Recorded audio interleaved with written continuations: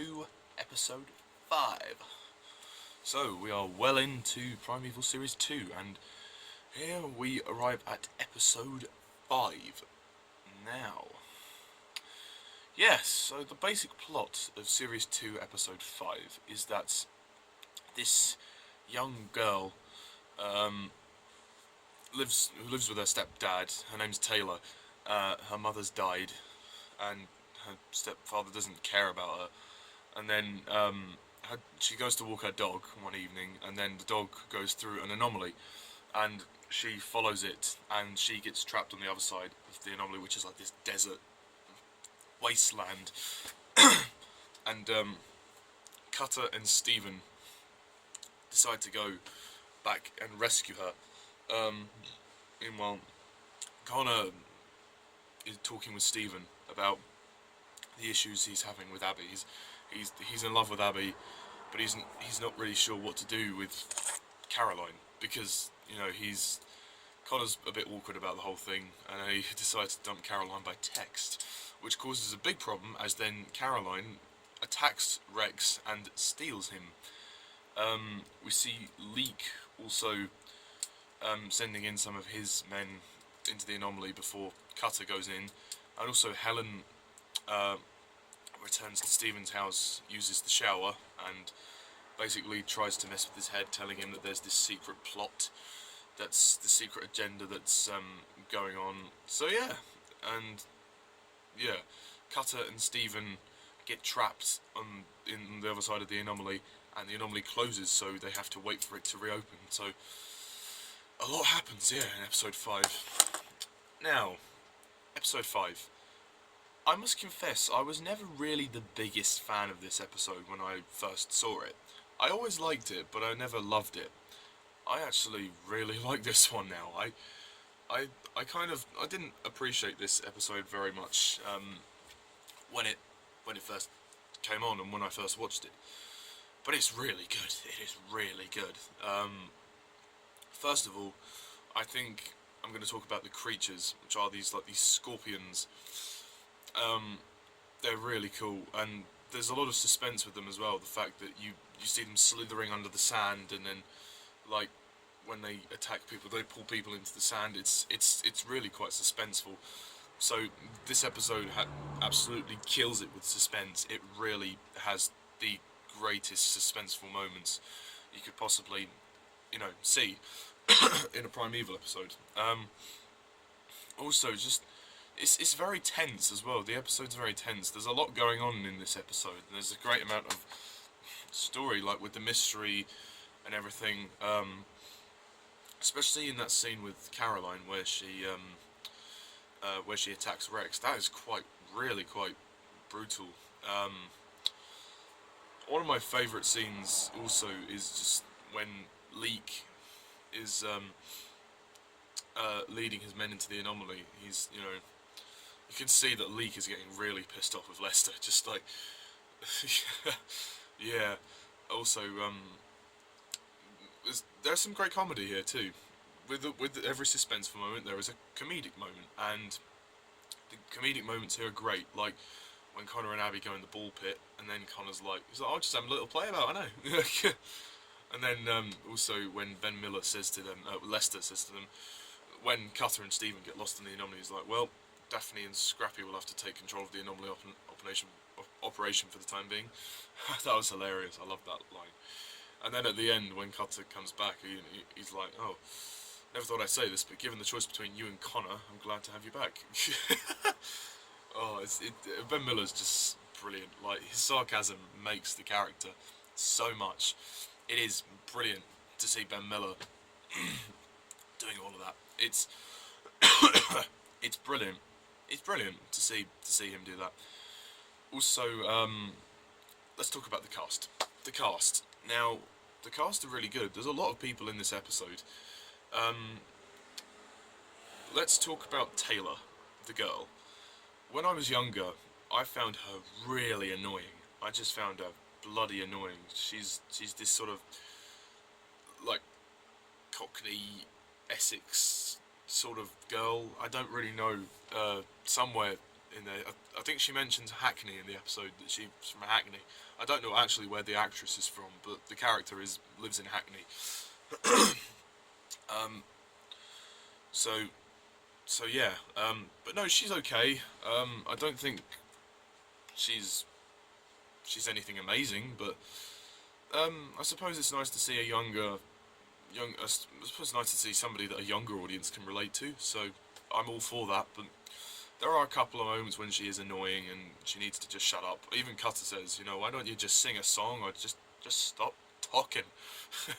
Yeah, I mean, she can get a little annoying, but during the opening sequence, she's quite good. When she's trying to follow the dog, and then she's she's got some good dramatic skills. I'll give her that. She can do dramatic acting. So she's not a bad actress. It's just the times when she's wandering through the desert with Cutter and Stephen. She's like, if you try and pick me up again, I'll bite you. It's just like, you don't need to say that. You don't need to say that like that. It does distract a little bit, but not too much. If there's any criticisms about the episode, it is just that Taylor can be a little bit annoying. She's not terrible, but yeah, she's alright. But yeah, also, the rest of the cast, the main cast. Douglas Henshall continues to impress me as Nick Cutter. James Murray is okay as Stephen, although one of the best lines is, out of all the... This is the only shower you could have found in a million years, because Helen comes back and uses his shower. Oh, yeah. Juliet Aubrey as Helen. Yeah, she's good. She doesn't do much. She has like a cameo appearance in this episode. But it's good.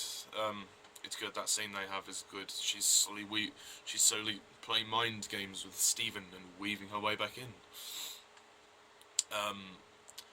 And yeah, also Abby and Connor, they continue to impress me. They never give a bad performance, those two.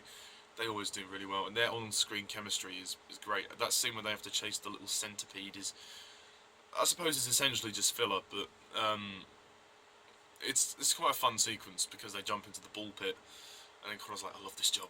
They just jump in the ball pit. Oh, that's just great. It took me back as well, like a few years ago when I was a kid. I used to go to the fun house and jump in the ball pits because it was just brilliant. Oh, those are some good memories. And if I ever have kids, I'm going to take them to fun house and they can jump in the ball pit. Why not? I think cast. Jenny. Jenny's good. Although in this episode they completely sexualise her by making her wear that dress. They're like, oh, you know, my own engagement party and stuff. It's like, oh, it's just an excuse for her to wear a sexy dress, I suppose.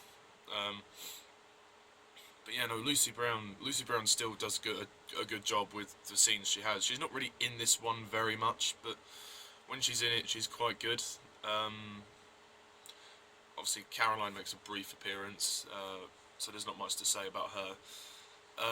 Leek, I suppose he's quite good.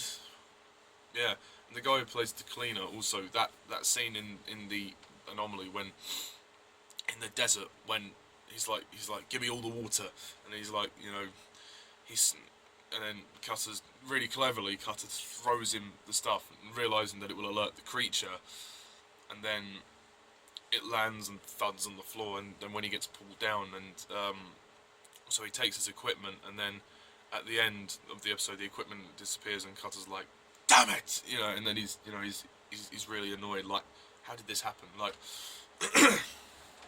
and also Leek is causing a fault with the anomaly detector.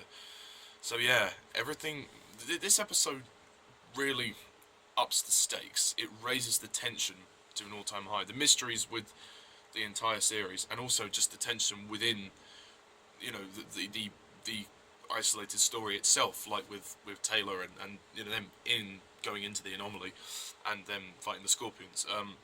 The Scorpions look great. The CGI is really good for them. I think that the CGI really works. It did remind me of that scene in Transformers. You know, the first one where there's that big metal scorpion transformer under the desert, and then it chases the soldiers. Obviously, Transformers is completely different to Primeval, but it just kind of reminded me of that.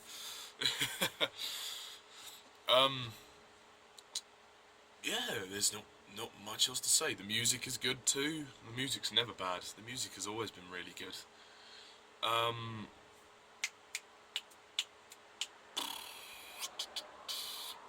Can't really think of anything else. Production design is good, I suppose. Yeah, I like the little anomaly pad mini detector things, the portable ones that they have. Those are quite good. It's nice to see those. Also, it's interesting how I forgot what I was going to say. Sorry, I completely forgot what I was going to say. They do kind of like a kind of a cliched with Taylor's story. It's a little bit cliched. You know, the mum's died. Stepdad has to look after her. Both her parents have died, but the mum died, and then her stepdad doesn't care about her until she's gone. And then when she comes back, he apologises, and then blah blah, happy families.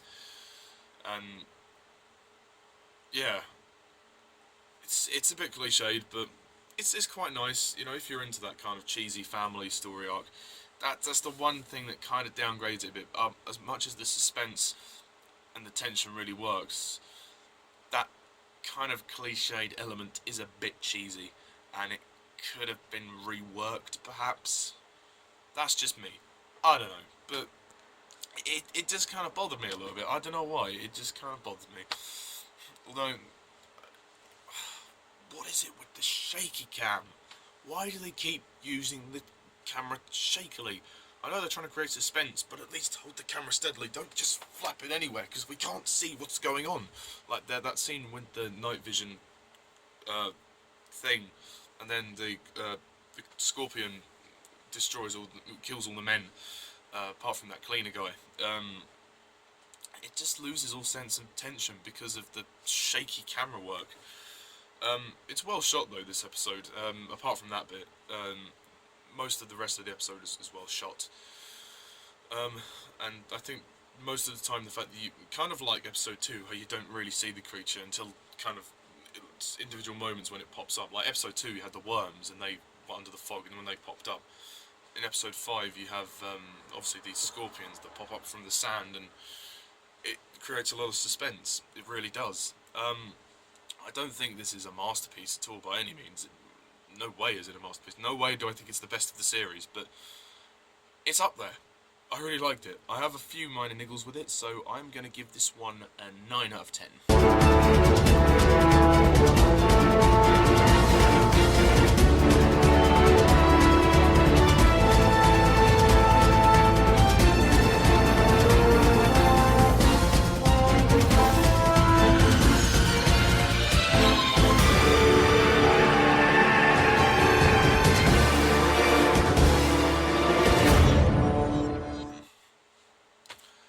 Intriguing and exciting and intense, and it got me excited for the next 2.